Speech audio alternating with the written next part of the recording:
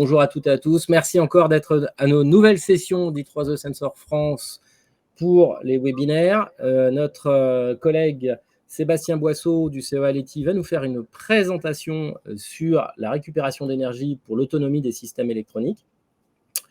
Et merci à Quentin Demouron de l'Université Savoie-Mont-Blanc d'être parmi nous pour participer à la table ronde. Bonjour Sébastien. Bonjour. Bonjour Quentin. Eh bien, on va passer tout de suite à ton séminaire. Bonjour à tous, je suis responsable d'un laboratoire au département système du CEA Grenoble, laboratoire qui est spécialisé sur les thématiques d'intégration de capteurs et d'autonomie des capteurs, et dans lequel nous traitons de sujets autour de la récupération d'énergie, de la transmission de puissance sans fil, ou encore de l'électronique basse consommation. Ma présentation va se focaliser sur la récupération d'énergie. Je vais vous présenter les grands principes et les opportunités offertes par la récupération d'énergie, ainsi que quelques exemples d'applications concrètes de produits qui sont commercialisés et les verrous sur lesquels nous travaillons au CEA avec quelques exemples de produits qui ont été transférés et de résultats qui ont été obtenus. Alors aujourd'hui, on assiste réellement à une multiplication, voire une explosion du nombre de capteurs dans nos sociétés. L'objectif, c'est de mieux interagir avec notre environnement, d'améliorer les process, de réduire par exemple les temps de non-production des équipements industriels. La ville va être particulièrement concernée par ces capteurs, par ces réseaux de capteurs, par exemple pour faire du monitoring de la qualité de l'eau, détecter des fuites d'eau. Et bien évidemment, on va retrouver le bâtiment pour optimiser la consommation du bâtiment, optimiser la quantité de chaleur qui est reçue par le bâtiment, et puis derrière, optimiser les radiateurs, optimiser les climatisations. Nous avons également des applications au niveau de l'agriculture, par exemple pour monitorer la sécheresse du sol, optimiser la quantité d'eau qu'on va mettre dans le sol, et donc avoir un impact direct sur la quantité d'eau qui va être consommée par l'agriculture. Lorsque l'on parle de capteurs ou d'objets connectés, en fait, il faut plutôt parler de système de capteurs, voire de système de capteurs et d'actionneurs. C'est-à-dire que l'élément sensible ou l'actionneur n'est pas suffisant et nous devons l'intégrer dans un système capable d'interagir avec lui. Et c'est typiquement ce que l'on voit ici.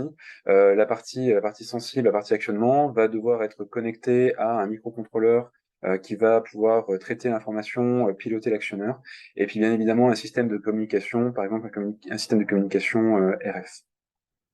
Pour fonctionner, ces systèmes vont donc avoir besoin d'une source d'énergie électrique. Cette énergie, elle va pouvoir être fournie par des piles, par des batteries, mais c'est dommage parce que ces piles et ces batteries, elles devront être changées sur le moyen terme, par exemple au bout de 2, 3, voire 5 ou 10 ans, mais à un moment ou à un autre, il faudra les changer. Ce qui représente un coût économique, puisqu'il va falloir envoyer quelqu'un pour changer la batterie, mais également un coût écologique, puisque ces piles seront majoritairement jetées.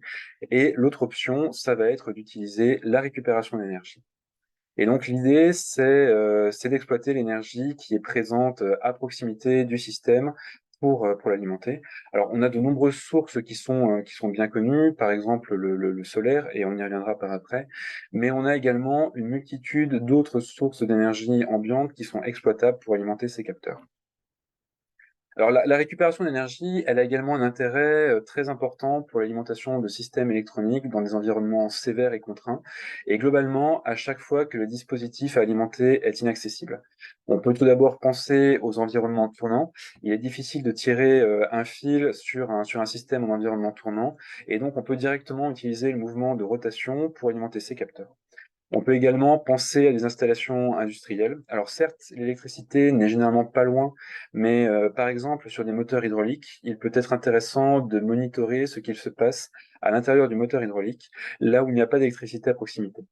Et donc pourquoi ne pas utiliser la récupération d'énergie pour alimenter les capteurs, et puis par exemple mettre en place des outils de maintenance prédictive. On peut également penser aux dispositifs implantés, par exemple pour l'alimentation de pacemakers autonomes. Aujourd'hui, il y a la start-up française Kerdak qui travaille sur des systèmes de récupération d'énergie pour alimenter des pacemakers autonomes. Et donc, on va pouvoir utiliser directement le mouvement du cœur pour recharger le pacemaker et injecter des pulses de courant de manière régulière. Et puis finalement, tous les environnements difficiles d'accès, par exemple les ombilicaux, qui vont relier les éoliennes offshore au littoral, il est intéressant d'utiliser des systèmes de récupération d'énergie pour monitorer la déformée du câble, et puis anticiper les problèmes de fatigue, et puis anticiper à terme les problèmes de casse. Alors donc, comme je l'ai évoqué, il y a de nombreuses applications à la récupération d'énergie, et en termes de sources d'énergie ambiante, beaucoup de sources sont en fait exploitables pour alimenter ces capteurs, ces réseaux de capteurs. Tout d'abord, on a les sources mécaniques. Donc les sources mécaniques, ça va être les déformations, les vibrations, tous les phénomènes de rotation qu'on peut également exploiter. On a également les sources thermiques, que ce soit des gradients de température ou des variations de température. Par exemple, un moteur qui chauffe, c'est une source d'énergie thermique et on peut alimenter des capteurs à l'aide de ces moteurs. Les sources radiantes, qui sont probablement les plus connues, donc le soleil, la lumière à l'intérieur ou à l'extérieur. On peut également penser aux infrarouges, et puis il y a également la RF. Il est intéressant de noter que bien que l'on pense qu'il y a énormément d'ondes autour de nous, cette source d'énergie ambiante est dans les faits très peu dense, et on ne pourra pas alimenter grand-chose avec la récupération d'énergie RF. C'est un petit peu différent lorsque l'on passe en transmission de puissance sans fil par la RF. Dans ce cas, on dirige l'énergie vers un capteur et donc on a des niveaux de puissance qui sont bien plus importants. Une source également très intéressante, la récupération d'énergie des fluides. Alors que ce soit les écoulements d'air ou les écoulements d'eau, ce sont des sources que nous allons retrouver au niveau des gaines de ventilation pour alimenter des capteurs de CO2 dans les bâtiments ou des canalisations d'eau par exemple. Et ces capteurs vont par exemple nous permettre d'alimenter des capteurs permettant de détecter des fuites d'eau. Et puis finalement, tout ce qui peut être source chimique, biochimique, donc par exemple directement l'exploitation du glucose dans le corps humain, pour alimenter des systèmes de capteurs implantés avec des ordres de grandeur de puissance récupérable de l'ordre de 1 à 10 microwatts par centimètre cube. En termes de besoins, on a vu que l'on cherchait à alimenter des fonctions complètes, donc avec le capteur, le microcontrôleur et la RF. Sur la frise ici, on voit la puissance dont on a besoin pour alimenter ces capteurs et ces systèmes de capteurs. Ce que l'on voit tout d'abord, c'est que les capteurs globalement consomment assez peu. Un accéléromètre, ça va être une trentaine de microwatts. Un capteur de température, c'est très très peu de puissance consommée également. Le microcontrôleur en mode actif, ça va être à peu près 1 milliwatt de puissance demandée. Et puis, lorsqu'on utilise des modes de veille, on va descendre à peu près au microwatt. L'élément le plus consommant, ça va être l'émission réception RF, là où on va arriver à quelques dizaines de milliwatts. Et puis, le smartphone est quand même très très loin en termes de puissance demandée. On va être globalement sur du watt.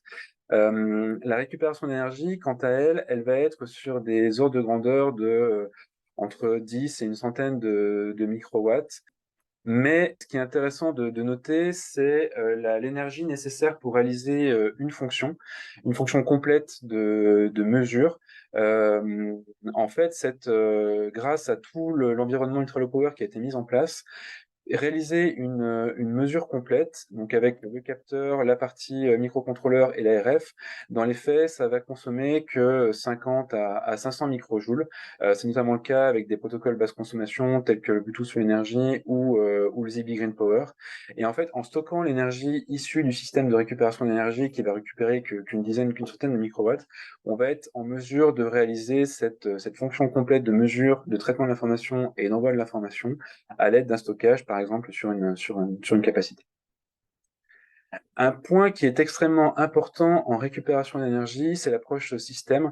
Par exemple, la cellule photovoltaïque seule n'est pas suffisante pour alimenter notre application. Pour faire notre fonction de récupération d'énergie, nous allons avoir besoin d'un circuit de gestion d'énergie.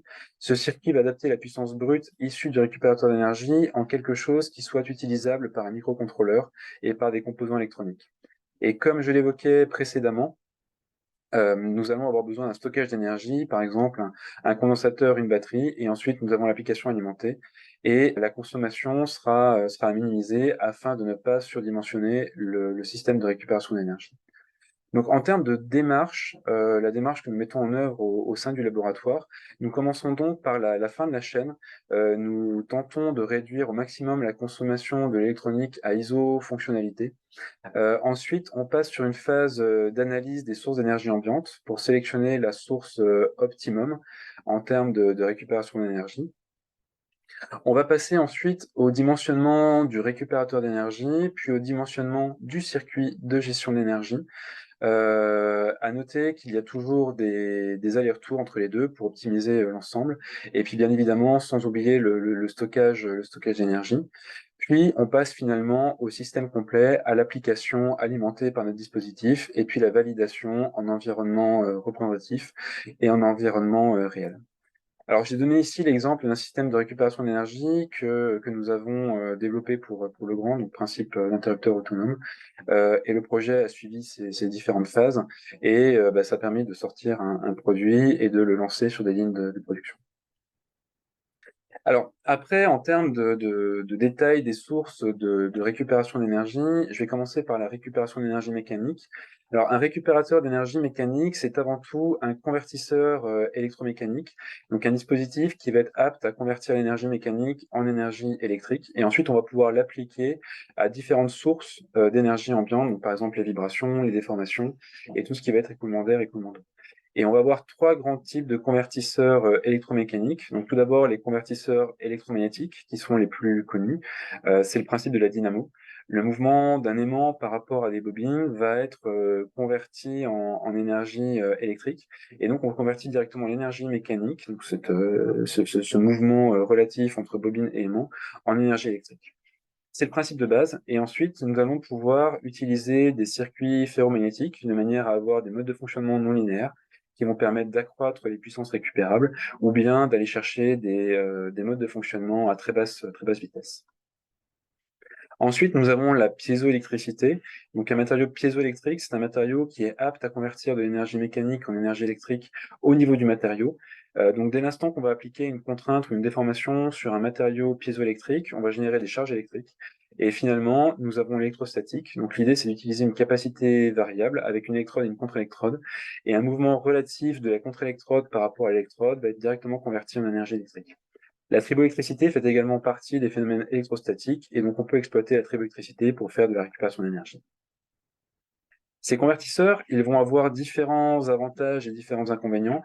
Je dirais que les avantages majeurs de l'électromagnétisme, c'est de permettre de développer des systèmes qui sont relativement bas coût, et puis des systèmes qui sont relativement robustes, notamment parce qu'ils vont bénéficier de tous les développements qui ont pu être faits au niveau des moteurs et puis au niveau de l'électromécanique, avec des lignes de production qui existent déjà. Un des inconvénients, c'est qu'on va avoir des tensions qui sont relativement faibles en petits déplacements, et c'est notamment le cas lorsqu'on fait de la récupération d'énergie en haute fréquence. L'avantage de la piézoélectricité, c'est d'avoir des tensions de sortie élevées et même en petits déplacements, c'est-à-dire qu'on va pouvoir faire des développements de systèmes de récupération d'énergie qui vont travailler à très haute fréquence, tout en ayant des tensions intéressantes, et donc cela simplifie l'électronique de gestion d'énergie. La contrainte, ce sont les matériaux qui sont globalement un peu plus coûteux. Et puis, on voit dans certains matériaux des problèmes de fatigue mécanique qui peuvent apparaître et de ce fait des risques sur la robustesse. Et puis finalement, on va retrouver l'électrostatique. Donc le point fort, c'est le coût, notamment en triboélectricité, parce qu'on va utiliser des matériaux très simples, des matériaux standards tels que le téflon et l'aluminium. Par contre, on va avoir des systèmes qui vont avoir des faibles capacités et donc qui vont être difficiles à piloter d'un point de vue gestion d'énergie parce que l'impact des capacités parasites va être important. Et donc ce convertisseur, qu'il soit électromagnétique, piézoélectrique ou électrostatique, on va l'appliquer à nos sources de récupération d'énergie mécanique. On a tout d'abord les vibrations. Donc par exemple, un moteur qui vibre, on va pouvoir déployer un système de récupération d'énergie qui va avoir cette structure de poutre encastrée libre qui est présentée en bas et qui est une structure résonante qui exploite la résonance pour créer un mouvement relatif au niveau de notre récupérateur d'énergie et également pour amplifier les vibrations. L'avantage majeur est que l'on arrive à avoir des puissances intéressantes lorsque la fréquence de résonance du récupérateur d'énergie est égale à la fréquence des vibrations ambiantes. L'inconvénient majeur, c'est que dès l'instant qu'on va avoir un mismatch, c'est-à-dire un écart entre la fréquence de résonance et la fréquence des vibrations, il ne se passe plus grand-chose et on n'a quasiment plus rien en termes de puissance récupérable. Mais il existe des solutions et on travaille dessus, notamment au CE. En termes de produits commercialisés, j'ai mis quelques exemples. Donc tout d'abord en piézoélectricité, et on va retrouver notamment la société Vieso qui commercialise des systèmes piézoélectriques pour des applications sur le rail. Et puis je l'évoquais tout à l'heure, la société Cardac qui développe un pacemaker autonome et qui a levé cette année 17 millions d'euros pour poursuivre ses développements. Il existe également plusieurs dispositifs en récupération d'énergie vibratoire à base de conversion électromagnétique. Par exemple, les dispositifs développés par Revibe, Perpetuum ou encore Enervibe. Ces dispositifs de récupération d'énergie vibratoire, ils vont avoir des puissances aux alentours du milliwatt, voire de la dizaine de milliwatts, et donc on a largement assez pour alimenter des capteurs, par exemple pour des applications en maintenance prédictive. Côté CEA, nous travaillons directement sur le verrou que j'évoquais tout à l'heure, à savoir le fait que si la fréquence des vibrations n'est pas égale à la fréquence de résonance du dispositif, on ne récupère plus rien. Nous travaillons sur des circuits de gestion d'énergie qui vont être capables de changer la fréquence de résonance du récupérateur d'énergie en temps réel. Tout à l'heure, j'évoquais le fait que l'électronique de gestion avec un impact direct sur le comportement du récupérateur d'énergie, et c'est exactement ce qu'il se passe ici. En changeant la charge électrique aux bornes de notre récupérateur d'énergie piézoélectrique, nous allons changer sa fréquence de résonance, et donc cela va nous permettre de gagner en robustesse et en polyvalence. On va être capable de maintenir la fréquence de résonance égale à la fréquence des vibrations uniquement avec l'électronique. Et donc, nous avons développé un ASIC qui est capable de faire cela, qui intègre cela, et c'est notamment ce que nous voyons dans la figure en bas. Si la fréquence des vibrations change au cours du temps, c'est ce qu'on voit sur la deuxième partie de la courbe, le système va être capable de changer la fréquence de résonance uniquement en changeant la charge aux bornes du récupérateur d'énergie. Et donc, on arrive à un mode de fonctionnement où on resynchronise la fréquence des vibrations avec la fréquence de résonance, et on arrive à remonter la puissance du récupérateur d'énergie vibratoire. Le second principe de récupération d'énergie, donc c'est l'impulsionnel. L'impulsionnel, c'est très intéressant pour toutes les applications autour du corps humain ou autour de la domotique. L'impulsionnel, c'est par exemple quelqu'un qui appuie sur l'interrupteur. Avec l'impulsionnel, vous générez une petite quantité d'énergie à un instant T fini dans le temps. Et donc, pour récupérer cette énergie impulsionnelle, on va avoir deux grands principes de récupération d'énergie. Tout d'abord, tous les principes autour de la variation de flux magnétique. C'est le principe de la dynamo, en un petit peu plus complexe, puisqu'on intègre des éléments ferromagnétiques. L'idée, ça va être d'exploiter une inversion de champ magnétique au niveau de la bobine. On voit la partie centrale en bleu et en rouge qui est un aimant. On va créer une commutation rapide au niveau de cette partie pour inverser le flux dans la structure ferromagnétique. L'énergie générée, elle va être directement proportionnelle à la variation de flux magnétique dans la structure et inversement proportionnelle au temps de commutation. Donc globalement, plus on va vite, plus on va récupérer d'énergie. C'est plutôt intéressant comme principe, mais il existe des solutions plus astucieuses. Ce sont tous les principes de frequency up conversion. Donc l'idée, c'est de transformer un mouvement basse vitesse en un mouvement haute vitesse à l'aide d'un des trois principes suivants: l'impact, le stockage d'énergie potentielle et la libération d'énergie cinétique, ou la bistabilité. Alors l'impact, c'est par exemple une membrane qui va se mettre à osciller suite à un impact avec une autre structure mécanique. Le stockage d'énergie potentielle et la libération d'énergie cinétique, c'est typiquement ce que vous aviez dans les montres mécaniques qui se rechargent toutes seules par le mouvement du poignet. Vous stockez l'énergie mécanique dans un ressort au cours de la journée, et lorsque vous avez stocké suffisamment d'énergie potentielle, l'énergie est libérée d'un coup en relâchant le ressort et donc à très haute vitesse. Donc la structure, à l'aide d'un ressort, elle va être capable de convertir efficacement l'énergie mécanique emmagasinée au cours du temps en énergie électrique. Et la bistabilité, c'est un système qui va commuter rapidement d'un état à un autre sous un effet mécanique. Et cette commutation, elle va entraîner un phénomène de résonance qui sera plus simple à récupérer et plus efficace. Plusieurs dispositifs de récupération d'énergie impulsionnelle ont été commercialisés, notamment sur des principes d'inversion de flux magnétiques. Par exemple, la société Enocean qui commercialise des interrupteurs autonomes et avec une énergie produite de 350 microjoules. ZF qui commercialise également des interrupteurs autonomes avec un peu plus d'énergie de sortie. Et puis, finalement, une société anglaise qui commercialise des dalles permettant de récupérer l'énergie lorsque des personnes marchent dessus et avec des puissances instantanées qui vont monter jusqu'à 5 watts. Donc ça va être pendant quelques millisecondes, donc en termes d'énergie, on va retomber sur des ordres de grandeur de quelques dizaines, quelques centaines de millijoules. Ce qui est particulièrement intéressant avec tous ces dispositifs impulsionnels, c'est de pouvoir combiner la récupération d'énergie à la mesure. C'est-à-dire que lorsque vous appuyez sur l'interrupteur, vous savez que la fonction d'appui a été réalisée, donc vous pouvez directement transmettre l'information que l'action a été effectuée. Donc vous combinez la récupération d'énergie à la mesure, et cela, en termes de conception, c'est très intéressant, car cela permet de réduire le nombre de pièces, et cela permet donc de réduire la quantité de capteurs, et donc d'optimiser les coûts. Donc nous avons également travaillé sur ce type d'interrupteur autonome, donc sur ce type de dispositif de récupération d'énergie impulsionnelle. Donc ça, nous l'avons développé avec Legrand, et j'en parlais tout à l'heure. Contrairement à l'état de l'art, nous sommes partis sur un principe de frequency up conversion, donc c'est-à-dire que lorsque l'utilisateur appuie sur l'interrupteur, cela va induire un mouvement de rotation au niveau de l'aimant central en exploitant des phénomènes magnétiques non linéaires. Et ce mouvement de rotation de l'aimant central est haute fréquence et permet de convertir efficacement l'énergie mécanique de rotation en énergie électrique grâce à la bobine. Ensuite, cette énergie, elle est utilisée pour transmettre la commande par un lien RF. Et l'exploitation des phénomènes de frequency up conversion vont nous permettre d'atteindre des énergies de sortie et des densités d'énergie les plus élevées de l'état de l'art, quasiment 3 fois plus élevées que l'état de l'art. Et le système a été commercialisé par Legrand en 2021 et tourne sur les lignes de production en Isère, à côté de Saint-Martial. Le dernier principe de récupération d'énergie mécanique, ce sont les écoulements d'air et les écoulements d'eau. Donc, comme évoqué au début de la présentation, ce sont des sources d'énergie qui sont très intéressantes parce que particulièrement denses en termes de puissance. Et typiquement, dans des gaines de ventilation ou dans des canalisations d'eau, nous allons pouvoir récupérer plusieurs dizaines de milliwatts. Le premier principe que l'on peut mettre en œuvre, ce sont les turbines. Et puis, nous avons également l'effet drapeau, l'effet fluttering. Il s'agit donc d'exploiter une structure qui vole au vent, donc comme un drapeau. Et ce mouvement mécanique, on va pouvoir le convertir en énergie électrique à l'aide d'un convertisseur électromagnétique, piézoélectrique ou électrostatique. Plusieurs produits ont été commercialisés, donc notamment par Hydrao, qui commercialise des pommeaux de douche connectés dans un objectif de réduire la consommation d'eau des personnes, et également Enerby, qui travaille sur des gaines de ventilation connectées et qui récupère l'énergie issue des écoulements d'air pour alimenter des capteurs de qualité de l'air et des actionneurs.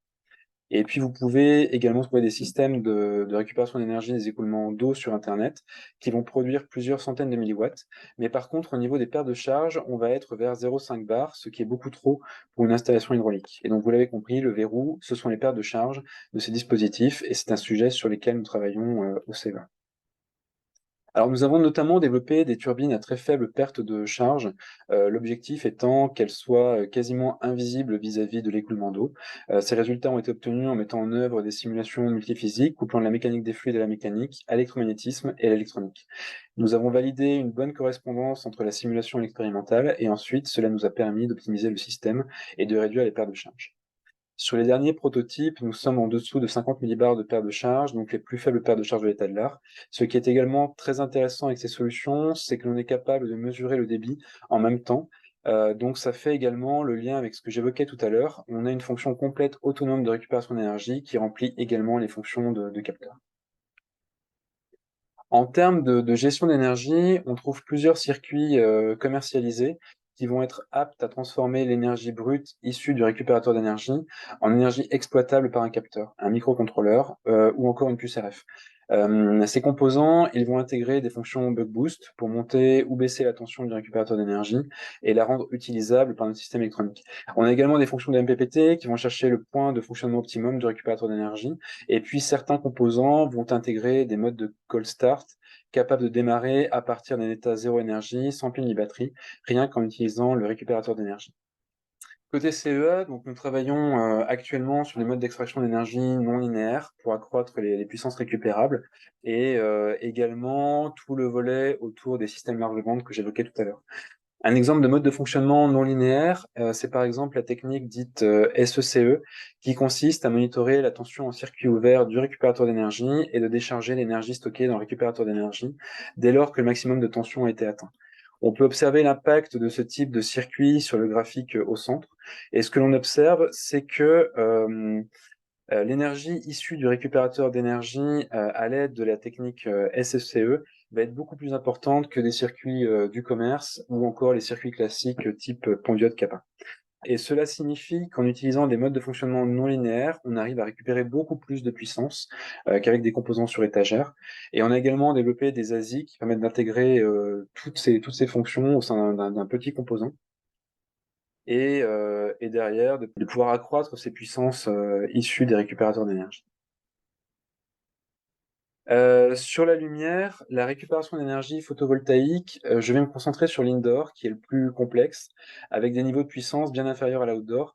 Pour l'indoor, on va être typiquement à 200 lux et on va trouver 3 grands types de cellules photovoltaïques qui sont adaptées à cet environnement. Le silicium amorphe, ce sont les cellules photovoltaïques classiques qui ont des rendements de l'ordre de la dizaine de pourcents. Les matériaux 3,5, on va être sur 20% de rendement et on va également avoir tout ce qui est DSSCC, OPV et perovskite, où on peut monter jusqu'à 30% de rendement. Aujourd'hui, la cellule photovoltaïque la plus efficace commercialisée permet de récupérer jusqu'à 48 microwatts pour 2,4 cm² de panneaux photovoltaïques. Et puis, bien évidemment, on a beaucoup de travaux de recherche pour avoir des rendements encore plus importants sur d'autres types de cellules photovoltaïques. En termes d'application, on va retrouver la domotique, tout ce qui va être capteur de qualité de l'air, tracker, la logistique, le SHM, les serres, tout ce qui va être tracker agri-agro également, le fret, enfin voilà, il y a beaucoup d'applications autour du photovoltaïque. Et donc les contraintes, ça va être essentiellement sur l'indoor, où les puissances vont être à peu près comparables à ce que j'ai présenté tout à l'heure, voire un cran en dessous par rapport à tout ce qui est récupération d'énergie fluidique. Et aujourd'hui, donc ce qu'on fait côté CEA, l'idée c'est d'avoir des dispositifs souples à haute performance et on va notamment travailler sur des cellules perovskite à base de matériaux souples avec des rendements qui vont monter jusqu'à 25%. Et 25%, c'est l'état de l'art, c'est la meilleure performance obtenue au niveau de l'état de l'art. Alors finalement, on a la récupération d'énergie thermique. Donc les systèmes thermoélectriques, ils vont se servir d'un gradient de température pour produire de l'énergie électrique, ce que l'on nomme effet Seebeck. Ces dispositifs de récupération d'énergie, ils sont basés sur l'utilisation de thermocouples. On a des jonctions PN qui vont être jointes par un matériau conducteur. Les thermocouples, ils vont être placés en parallèle thermiquement et en série électriquement. Et un flux de chaleur va induire un déplacement des trous et des électrons dans les thermocouples et l'apparition d'un champ électrique. Et donc la performance de ces matériaux, elle est évaluée par le biais d'une figure de mérite, le produit adimensionnel ZT, et plus ZT sera élevé, meilleure sera l'efficacité du convertisseur thermoélectrique. Le rendement de conversion d'un convertisseur thermoélectrique, on va pouvoir l'exprimer en fonction du rendement de Carnot, et on va être approximativement aujourd'hui autour de 15% du rendement de Carnot. Et les puissances de sortie de ces modules placés sur des sources chaudes à 50-60 mW vont permettre d'atteindre des puissances de quelques milliwatts pour quelques centimètres carrés, ce qui est très confortable pour alimenter des capteurs autonomes. Et un avantage majeur de ces systèmes, c'est qu'on n'a pas d'éléments mobiles et donc on n'a pas d'effet de fatigue mécanique. On va avoir plusieurs produits qui ont été commercialisés, donc notamment par Perpetua pour les capteurs industriels, et puis Micropelt qui commercialise des valves thermostatiques qui vont permettre de piloter la consommation des radiateurs dans les bâtiments et donc d'aller sur de l'optimisation énergétique des bâtiments. Côté CEA, nous travaillons sur l'intégration à base de technologies microélectroniques dans le but d'accroître les densités de puissance. Aujourd'hui, les résultats qui ont été obtenus, c'est jusqu'à 2,2 milliwatts par centimètre carré pour un delta T de 15 Kelvin, et ce qui nous positionne parmi les densités de puissance les plus élevées de l'état de l'art. Et nous continuons à travailler sur ces sujets pour accroître les performances. Pour conclure, nous avons vu que de nombreuses sources d'énergie ambiante sont exploitables pour alimenter des systèmes de capteurs autonomes et communicants. On est capable d'alimenter dès aujourd'hui les fonctions capteurs, actionneurs, microcontrôleurs et puis la partie RF. On a déjà un écosystème le Power qui est existant, que ce soit au niveau du microcontrôleur, de la gestion d'énergie et puis de la RF. Les systèmes autonomes à base de récupération d'énergie sont déjà une réalité, notamment avec le PV, mais on a vu également des choses autour du thermique, de la mécanique, et on a des systèmes qui ont été issus du CEA, qui ont été transférés à des partenaires industriels. L'approche système et la prise en compte de tous les effets multiphysiques, donc c'est indispensable, que ce soit au niveau du récupérateur d'énergie, de l'électronique de gestion d'énergie, tout le volet électronique basse consommation également. Et on va avoir des contraintes et des compromis à chaque étape. Ça peut être tout simplement la fréquence de mesure, la remontée d'informations. La récupération d'énergie, c'est finalement une formidable opportunité pour l'éco-innovation. Grâce au développement de capteurs batteryless, on va pouvoir alimenter des changements de modèle économique, c'est-à-dire développer des capteurs d'usure totalement autonomes qui vont permettre derrière de vendre du service plutôt que de vendre du produit, et donc de monter la qualité des produits, tout en assurant une juste rétribution à l'entreprise. Voilà, merci. Si vous avez des questions. Merci encore pour cette belle présentation qui devrait nourrir de nombreuses questions. Quentin, est-ce que tu as une question, s'il te plaît? Alors oui, moi j'aurais une toute première question, ce serait par rapport à l'avenir des batteries lithium par rapport à la récupération d'énergie. Alors, les batteries lithium, de toute façon, elles ont clairement un avenir qui est évident. Enfin, il y aura encore beaucoup d'applications qui utiliseront les batteries lithium. Et après, sur les applications IoT, on a également pas mal d'applications dans lesquelles mettre une batterie lithium en plus d'un système de récupération d'énergie a du sens, notamment pour alimenter des systèmes d'actionneurs, pour faire un peu de stockage, et pouvoir alimenter des applications qui vont consommer quelques centaines de millijoules d'un coup. Une question aussi qui vient de m'être envoyée par Slack. C'était, tu n'as pas trop parlé des Rectena. Qu'est-ce que tu penses des dispositifs Rectena, donc récupération d'énergie par ondes électromagnétiques type radiofréquence ou micro-ondes? Je salue d'ailleurs mes collègues sur le sujet. Ce qu'on voit, c'est que les ordres de grandeur, elles sont quand même un cran en dessous par rapport aux autres sources d'énergie que j'ai présentées. Quand on parle de récupération d'énergie.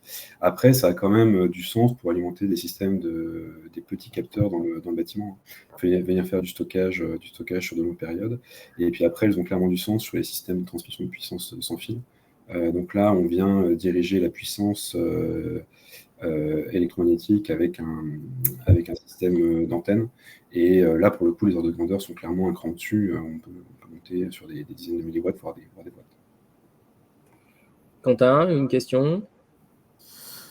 Oui, une deuxième question qui serait plutôt sur la partie convertisseur électromécanique, notamment sur les contraintes environnementales qui pourraient s'appliquer sur ces convertisseurs. Par exemple, pour revenir un petit peu sur les systèmes de poutres flambées, est-ce qu'on peut avoir des problèmes de dégradation des performances, notamment avec des variations de température, avec par exemple des éléments piézoélectriques qui pourraient plus ou moins se dilater, se contracter avec les deltas de température qui pourraient être appliqués au système. Alors, outre le delta de température, il y a également tous les aspects cyclage. Il y a eu notamment des documents il me semble que c'est la NASA qui avait travaillé dessus à une époque où il y avait justement les phénomènes de dépolarisation et de perte en couplage électromécanique dans le temps de matériaux piézoélectriques qui avaient été fournis. Donc, notamment, on voit que plus un matériau piézoélectrique est sollicité, donc en termes de contraintes, plus l'impact sur le coefficient de couplage dans le temps est important. Et donc, on va plutôt vers une réduction de ce coefficient de couplage et donc vers une diminution des performances dans le temps. Donc oui, c'est un paramètre qui est à prendre en compte lorsqu'on dimensionne un système de récupération d'énergie. Et c'est pas uniquement vrai pour la piézoélectricité, c'est également vrai pour les modules photovoltaïques où on a une perte de l'efficacité dans le temps, notamment sur tout ce qui est cellules OPV. Alors, donc oui, il y a un impact du vieillissement sur la performance des systèmes de récupération d'énergie. Alors, un exemple voilà, que je peux donner, donc, par exemple sur le cas de Legrand, on a fait quand même pas mal de cyclage.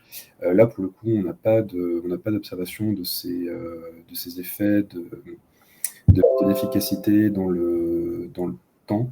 Alors, on a fait du cyclage accéléré, donc il faut regarder dans la durée. Mais en tout cas, on n'a pas de contraintes mécaniques qui s'appliquent sur le système. On est purement sans contact.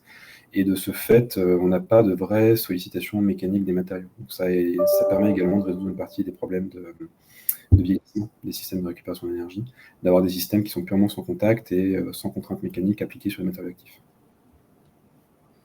Ok. Alors moi j'ai une question. Alors j'attends un complément de question par Physics World, sauf erreur. Moi, parallèlement à ça, je vais vous poser une autre question. Enfin, je vais dire plus, c'est plus simple. Qu'est-ce que les variations de température sur tes dispositifs de récupération d'énergie ou d'humidité, quels choix ferais-tu pour des applications indoor et des applications outdoor? Après, il n'y a pas de source de récupération d'énergie universelle. C'est-à-dire qu'à chaque fois, on est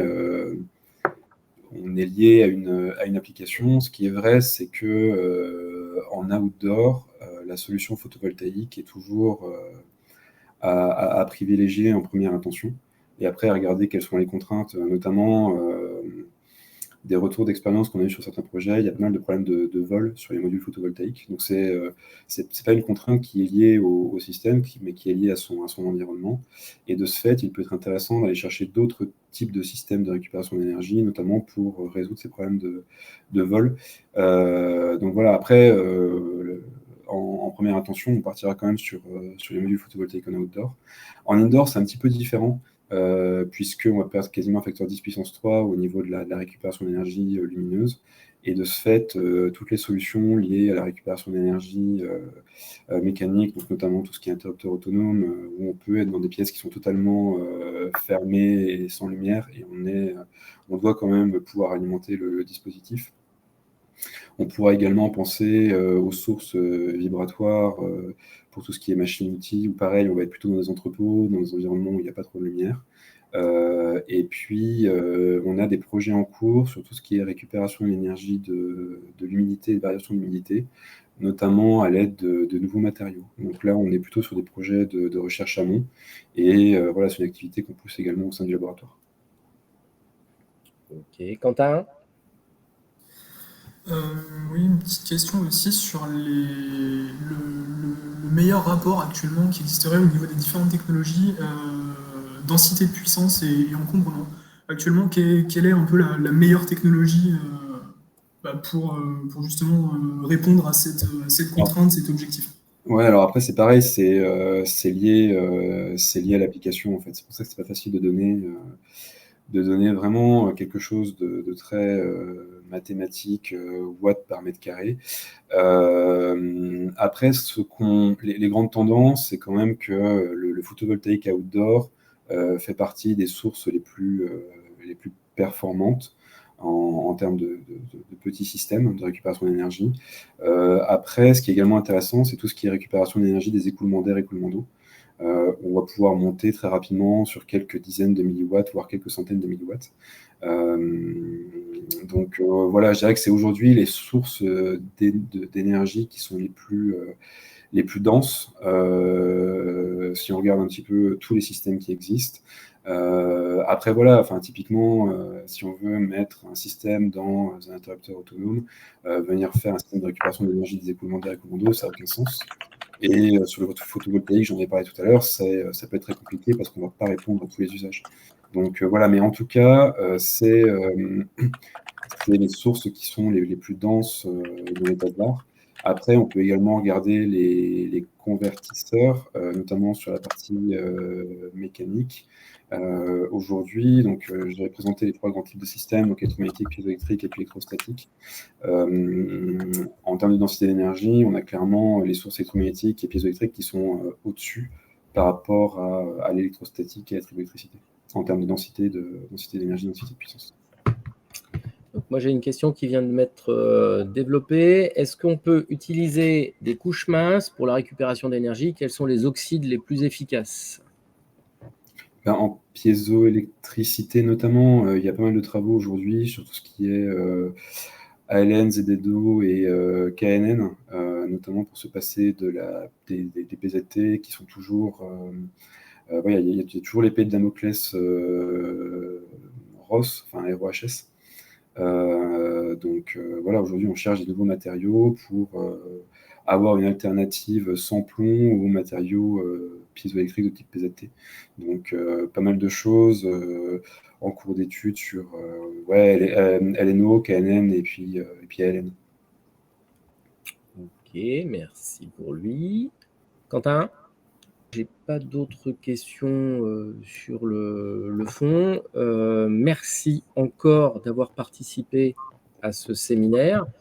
Si vous avez des questions, n'hésitez pas à les laisser dans les commentaires. On les transmettra à Sébastien sans aucun souci. Merci à Quentin d'avoir participé, avec ou sans le son. Et merci à toi, Sébastien, pour cette participation. Et nous vous souhaitons une bonne journée. On aura l'occasion de vous communiquer les prochains séminaires. Il y en a déjà 2 en tête. Je vous souhaite une bonne journée. Au revoir. Merci, bonne journée. Bonne journée.